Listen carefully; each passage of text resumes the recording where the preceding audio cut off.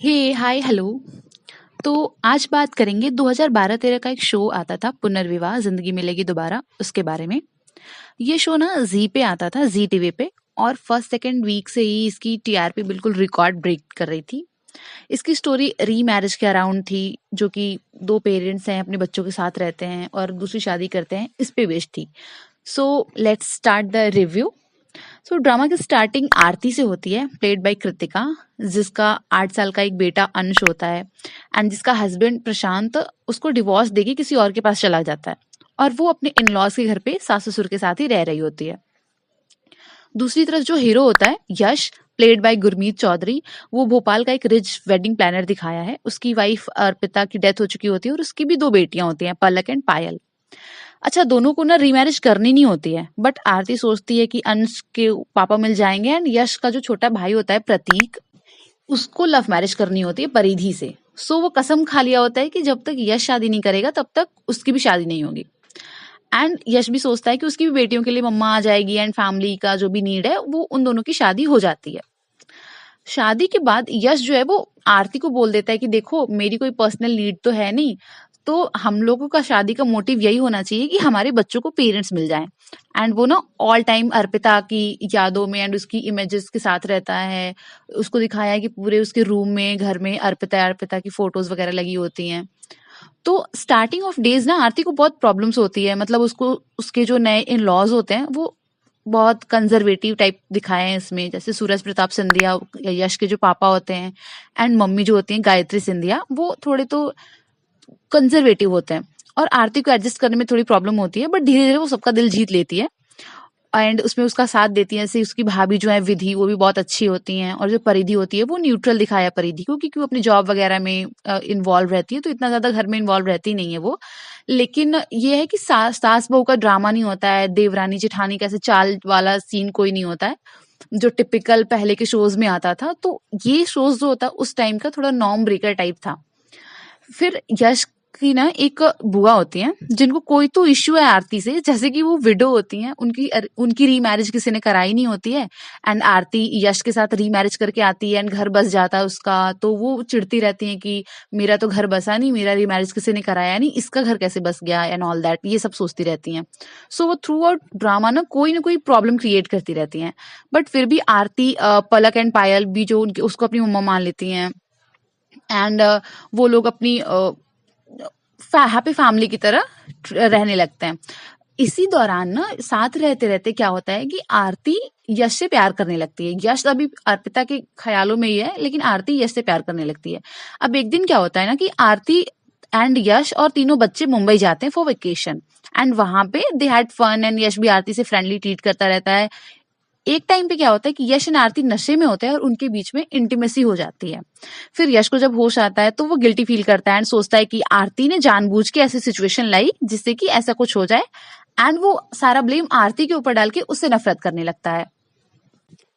इधर आरती को याद ही नहीं आता है कि क्या हुआ है। सारे घर वाले भी परेशान होते हैं, आरती से पूछते हैं कि क्या हुआ है, बट उसको तो कुछ याद ही नहीं होता है। एंड यश को लगता है कि वो अपनी पहली वाइफ जो अर्पिता है उसको चीट किया है एंड वो आरती को घर छोड़ के जाने के लिए बोल देता है।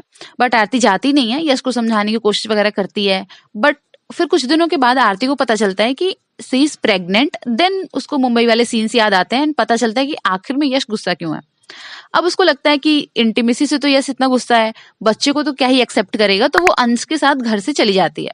इधर यश को भी अर्पिता जैसे दिखती है एंड उसको समझाती है कि नहीं नहीं, तुमने कोई गलत नहीं किया है कुछ। एंड वो एक तो बॉक्सिंग राउंड होता है, उसमें वो सोचता है कि अगर मैं जीत जाता हूँ देन अर्पिता ने मुझे माफ कर दिया है, तो वो जीत जाता है आखिर में। एंड वो सोचता है कि अर्पिता उसको सामने आके बोल रही है कि नहीं, तुमने कुछ गलत नहीं किया है, तुमको एक्सेप्ट कर लेना चाहिए आरती। एंड विधि भी उसको समझाती है कि ठीक है, जो इंसान नहीं है दुनिया में उसके लिए आप परेशान हो रहे हो, अपनी बीवी के साथ ऐसे कर रहे हो, तो वो यश समझ जाता है। एंड फिर वो आरती को ढूंढने के लिए जाता है कि उसने अपने आप को माफ कर दिया होता है एंड वो गिल्टी फील नहीं करता। देन वो पूरा एक्सेप्ट करता है कि ठीक है, मुझे आरती को ही अपनी एज अ वाइफ को एक्सेप्ट करना है। देन वो आरती को ढूंढने के लिए जाता है। आरती उसको मिल जाती है बस स्टैंड पे। अब यहाँ पे एक ट्विस्ट आता है कि यहाँ पे क्या होता है ना कि आरती बस स्टैंड पे थोड़ी उसका एक्सीडेंट जैसा कुछ होता है और उसको एक आदमी बचा के हॉस्पिटल लेके जाता है। अब वो आदमी और कोई नहीं होता है, वो आदमी होता है प्रशांत। प्रशांत मतलब कि जो उसका एक्स हस्बैंड है, यस, वो भी वापस आ गया है। जिस लेडी के लिए उसने छोड़ा था, जिस लड़की के लिए उसने आरती को छोड़ा था, वो लड़की उसको छोड़ के चली गई है। तो अब वो वापस आ गया है और उसको क्या कर, उसको अब अपना अंश बेटा और अपनी वाइफ आरती, उसको दोनों वापस चाहिए। सो फाइनली यश आरती को एक्सेप्ट कर लेता है एंड वो लोग घर आते हैं। बट अब प्रशांत क्लेम करता है कि अंश उसको चाहिए एंड वो उसका एक्स हस्बैंड है। अब ये बात तो आरती ने सबसे छुपाई होती है कि वो डिवोर्सी है। उसने तो बताया होता है कि उसके हस्बैंड की डेथ हो चुकी होती है। तो फैमिली में जब ये चीजें पता चलती हैं तो थोड़ा बवाल वगैरह होता है। बट यश जो है वो आरती को सपोर्ट करता है एंड वो लोग अंश की कस्टडी जीत जाते हैं। फिर फैमिली वाले भी थोड़ा ड्रामा होता है, फिर फैमिली वाले भी मान जाते हैं। फिर नेक्स्ट ट्विस्ट ये आता है कि अब पता चलता है कि यश जो कि गायत्री एंड सूरज प्रताप का बेटा दिखाया है, वो एक्चुअली में सूरज प्रताप एंड गायत्री का बेटा है ही नहीं। वो तो सूरज प्रताप एंड किसी और का बेटा है। तो ये स्टोरी क्या होती है ना कि जो सूरज प्रताप है ना, उनका किसी और लेडी से अफेयर होता है, एक्स्ट्रा मैरिटल अफेयर। एंड जब वो लेडी प्रेग्नेंट हो जाती है तो सूरज प्रताप उनको बोलते हैं कि आप इस बेटे को अडॉप्ट कर दो, बच्चे को, और उसको पैसा वगैरह देके चले आते हैं छोड़ के। बट वो लेडी बच्चे को अबॉर्ट नहीं करती है और यश पैदा होता है। एंड उसी टाइम पे गायत्री का भी ये सेकंड बच्चा होने वाला होता है।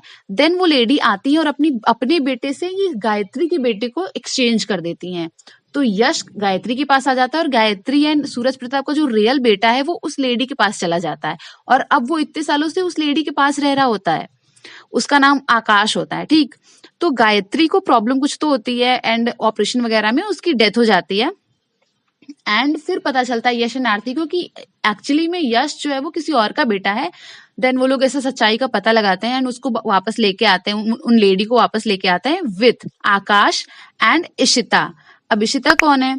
इशिता वो है जो यश की शादी होने वाली होती है। स्टार्टिंग में सब लोग उसको फोर्स कर रहे होते हैं कि तुम रीमैरिज कर लो। तो यश का रिश्ता इशिता के लिए जाता है। बट यश को एज अ अपनी बच्चों की माँ चाहिए होती है, तो वो आरती को पसंद कर लेता है स्टार्टिंग में। तो वो मना कर देता है कि नहीं, मुझे इशिता से शादी नहीं करनी है, मुझे आरती से शादी कर लेनी है। ठीक है, आरती से शादी करना is good but not Ishita. Ishita उस टाइम से यश से प्यार कर रही होती है। एंड जब उसको पता चलता है आकाश के बारे में कि ये उसका भाई है, देन वो आकाश से शादी कर लेती है ताकि वो आकाश के थ्रू सिंधिया हाउस में एंट्री कर पाए यश के पास। फिर आरती जो प्रेग्नेंट होती है, इतने दिनों से प्रेगनेंसी चल रही होती है, तो आरती का एक बेटा होता है आयु। तो उसकी जब गोद भराई हो रही होती है तो उस फंक्शन में इशिता आयु को किडनैप करा लेती है और एक ऑर्फनेज में डलवा देती है।